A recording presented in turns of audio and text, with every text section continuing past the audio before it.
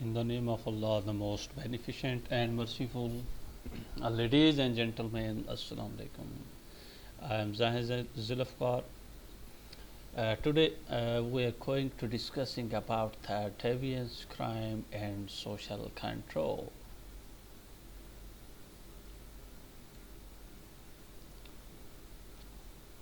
First of all, I want to discuss with you the outline of this chapter. Firstly, we will discuss about the deviance, then types of deviance, social control, levels of social control, types of social sanctions.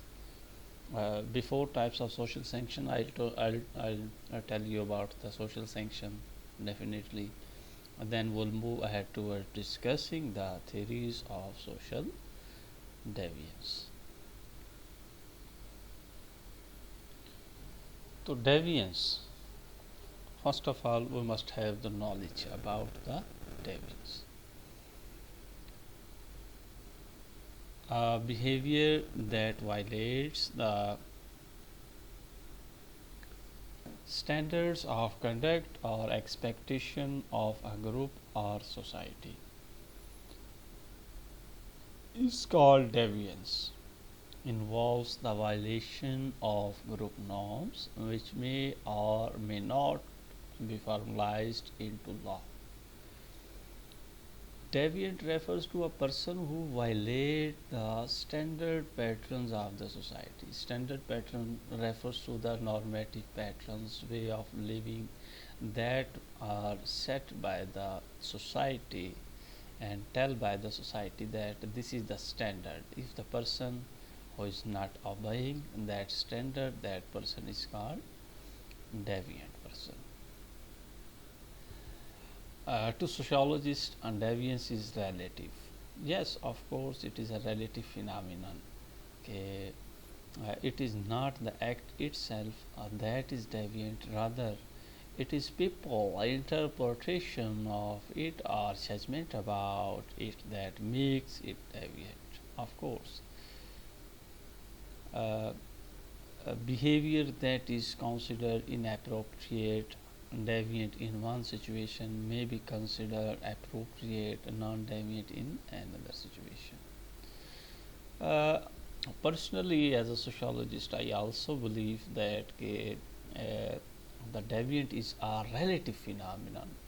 There are a number of things that we are done in our daily routine of life, and sometimes that the things are appreciated from the people, and sometimes the same things are condemned by the society. For example, laughing.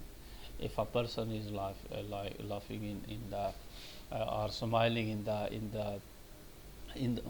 family and in the daily routine of life, and the family may be appreciated that person. If that smiling, if that lying, uh, laughter, a person who is laughter in a death ceremony, so there may be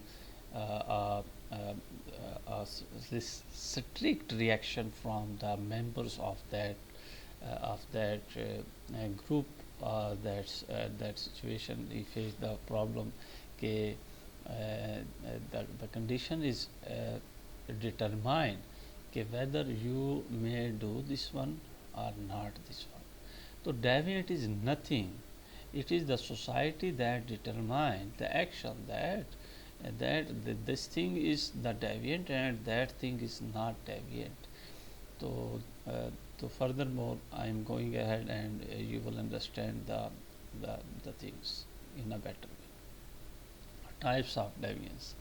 There are two basic types of the deviance: formal deviance and the informal deviance. So, firstly, we are going to discussing about the informal deviance. Informal deviance refers to the fact that an individual or group of individuals may be slightly non-conformist to the general trend of society. It doesn't constitute an illegal act. Informal deviant are people, group of people, therefore, whose behavior might raise an eyebrow but will not encourage a person to call the police. Informal deviant are people who are simply different from some reason or another reason. Informal deviance refers to a deviant, a person who is doing any act and that is against the informal social group, that is considered uh, against the informal social group. So that act of the person may be the part of the informal deviance. That act will be called informal deviance. For example, if a person who is doing against the norms of the family may be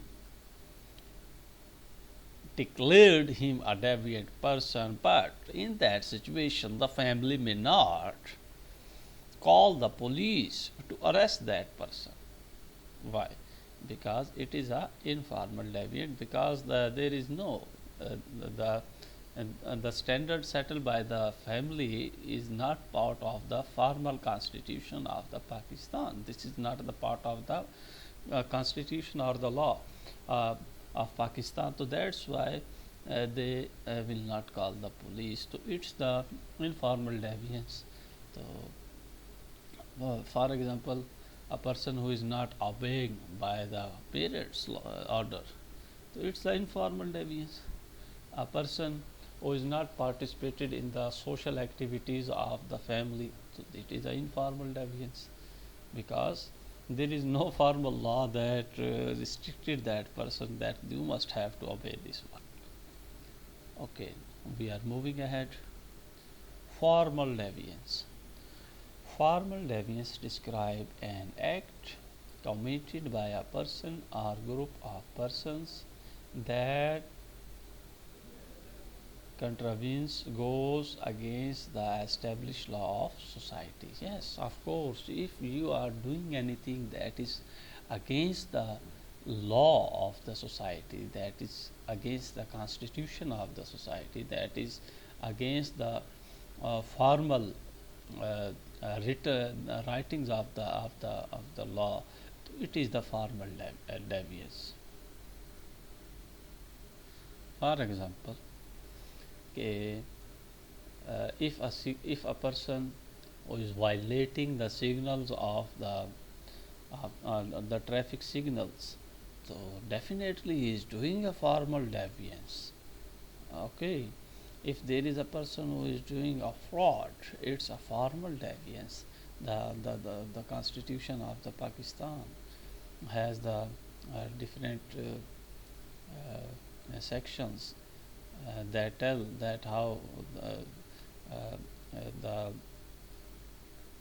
formal uh, police or any other ranger or any other institution or department, how to deal that person to tackle the formal deviance. So this is the formal deviance.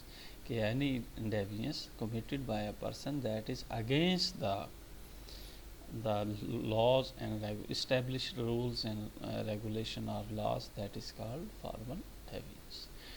Formal deviance and informal deviance. Let me tell you that the formal deviance are usually enforced in the urban societies, in the metropolitan areas of the societies, and the informal deviance in majority of the cases are the part of the rural areas and the, you can say, the backward areas. Now we are moving ahead towards discussing the social control. Social control. What do you mean by social control? Social control refers to, okay, social control exists to prevent negative deviance that is deviance which can be damaging to others. It refers to the techniques and strategies for preventing deviant human behavior in any society. It occurs in all levels of society. So, uh, be with us. Inshallah, I'll continue my lecture in next slides and next video. So, inshallah, I'll discuss the social control and further more details in the next lecture. Thank you very much for your time.